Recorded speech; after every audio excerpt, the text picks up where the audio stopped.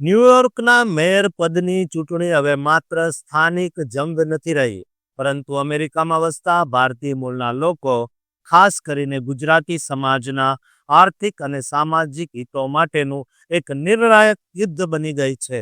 ભારતીય મૂળના ડેમોક્રેટિક ઉમેદવાર જોહરાન મમદાની, જે હાલમાં પોલમાં સર્વેમાં આગળ ચાલી રહ્યા છે, તેમના ઉદયથી રાજકીય ગરમાવો આવ્યો છે. જોકે પૂર્વ રાષ્ટ્રપતિ અને હાલના રાષ્ટ્રપતિ ડોનાલ્ડ ટ્રમ્પ દ્વારા તેમના પર કરવામાં આવેલા આકરા પ્રહારોએ વાતાવરણને તંગ બનાવી દીધું છે.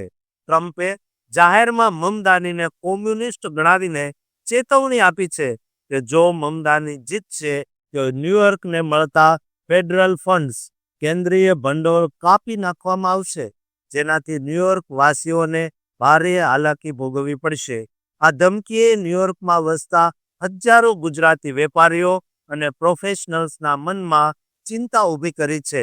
એક બાજુ મમદાનીનો પ્રગતિશીલ પ્રોગ્રેસિવ એજન્ડા છે, જે ગરીબો અને લઘુમતીઓના હિતની વાત કરે છે, જ્યારે બીજી બાજુ ટ્રમ્પ અને તેમની પાર્ટી ગેરકાયદે ઇમિગ્રન્ટ્સ પર કડક નિયંત્રણ અને ઓછી સરકારી દખલગીરીની નીતિઓનું સમર્થન કરે છે. આ ચૂંટણીમાં ગુજરાતીઓએ પોતાના વેપાર, કાયમી વસવાટ અને ધાર્મિક સ્વતંત્રતાના ત્રિશંકુ સંતુલન સાથે કોને સમર્થન આપવું તે મોટો પ્રશ્ન છે.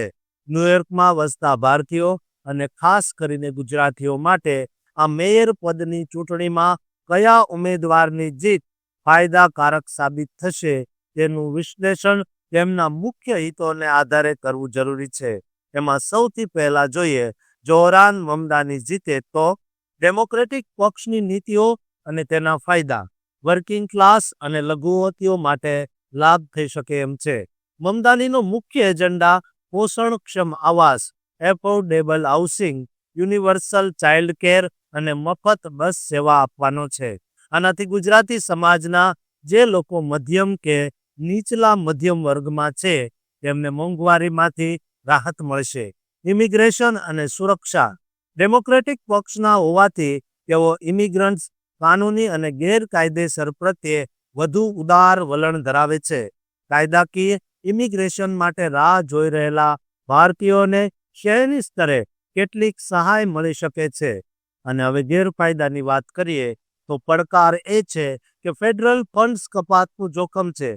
ટ્રમ્પે આપેલી ધમકી મુજબ જો મમદાની જીતે તો ન્યૂયોર્કને ફેડરલ ફંડ્સ ગુમાવવાનો વારો આવે, જેનાથી શહેરની આર્થિક સ્થિતિ કથળી શકે અને ગુજરાતી વેપારીઓના ધંધા પર સીધી અસર થાય. હિન્દુ વિરોધી હોવાનો આક્ષેપ, મમદાનીએ ભારતીય રાજકારણ અને વડાપ્રધાન નરેન્દ્ર મોદીની આકરી ટીકા કરી છે, જેને લઈને ભારતીય હિન્દુ સમાજનો એક મોટો વર્ગ તેમને હિન્દુ વિરોધી માને છે. આનાથી સાંસ્કૃતિક અને ધાર્મિક સમુદાયો વચ્ચે તણાવ વધી શકે છે.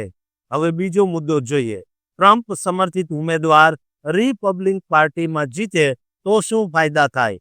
વ્યવસાય અને આર્થિક નીતિની દૃષ્ટિએ રિપબ્લિકન પાર્ટી સામાન્ય રીતે નીચા કર, લોઅર ટેક્સ અને ઓછા સરકારી નિયંત્રણોની તરફેણ કરે છે, જે ન્યૂયોર્કના ગુજરાતી વેપારીઓ, ખાસ કરીને મોટેલ, ગ્રોસરી સ્ટોર્સ, ફ્રેન્ચાઇઝી માલિકો માટે સીધો ફાયદો લાવી શકે છે.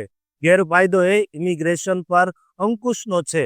ટ્રમ્પ અને રિપબ્લિકન્સ ગેરકાયદેસર ઇમિગ્રેશનના સખત વિરોધી છે, જે કાયદેસર રીતે અમેરિકામાં વસી રહેલા ગુજરાતીઓ માટે સુરક્ષા અને સિટી રિસોર્સિસનું યોગ્ય વિતરણ સુનિશ્ચિત કરી શકે છે. ગેરફાયદા અને પડકાર વિશે જોઈએ, સામાજિક નીતિઓ, રિપબ્લિકન્સની કડક નીતિઓ શહેરના સામાન્ય નાગરિકોને મળતી સરકારી સહાય જેમ કે એફોર્ડેબલ હેલ્થકેરમાં ઘટાડો કરી શકે છે, જે સમાજના અમુક વર્ગને અસર કરશે.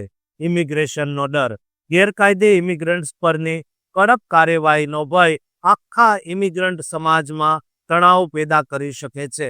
ભલે ગુજરાતીઓ કાયદેસર હોય, ગુજરાતી સમાજ માટે આ ચૂંટણી વ્યવસાયની સ્વતંત્રતા, ટ્રમ્પ તરફી નીતિ અને સામાજિક સમાનતા, પોષણક્ષમ જીવન, મમદાની તરફી નીતિ વચ્ચેનો એક જટિલ સંતુલન છે, જે ગુજરાતીઓ માટે વેપારી છે, તેઓ કદાચ રિપબ્લિકન પાર્ટીની જીતથી આર્થિક લાભ જોઈ શકે, જ્યારે પ્રોફેશનલ્સ અને મધ્યમ વર્ગના લોકો શહેરની મોંઘવારી સામે લડવાના મમદાનીના પ્રગતિશીલ એજન્ડામાં પોતાનું ભલું જોઈ શકે છે.